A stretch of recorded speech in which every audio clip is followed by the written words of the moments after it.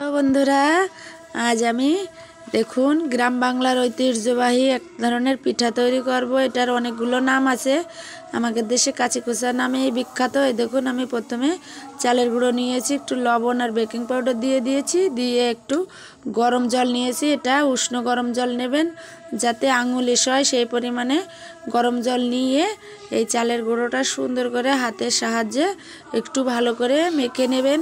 এটা যত মাখা হয় ততই সুন্দর ফোলে এবং নরম হয়। দেখুন আমি কিভাবে এটা সুন্দর করে মেখে মেখে নিচ্ছি। আপনারা এভাবে সুন্দর করে হাতের সাহায্যে ঘুরিয়ে ঘুরিয়ে মেখে নেবেন, একটা গোলা তৈরি করবেন। করে আমি এটা মাটির চুলায় লোহার সাজে করে ভাজছি। দেখুন বন্ধুরা, এটা মাটির সাজেও সুন্দর হয়, কিন্তু আমি মাটির সাজে ভাজছি না, আজ লোহার সাজে ভেজে দেখাবো এই পিঠাটা কত সুন্দর ফোলে।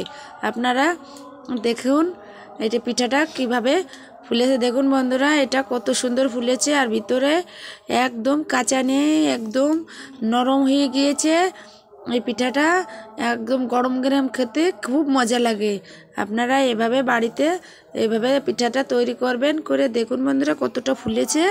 এভাবে তৈরি করবেন, করে আপনারা আখের গুড় বা খেজুরির গুড়, যে কোনো গুড় দিয়ে এটা খেতে খুব মজা লাগে। আমি এটা খেজুরির গুড়ের সাথে এখন সাজিয়ে দিয়েছি। কেমন হয়েছে আমার পিঠা ভাজা, আপনারা অবশ্যই কমেন্ট করে জানাবেন।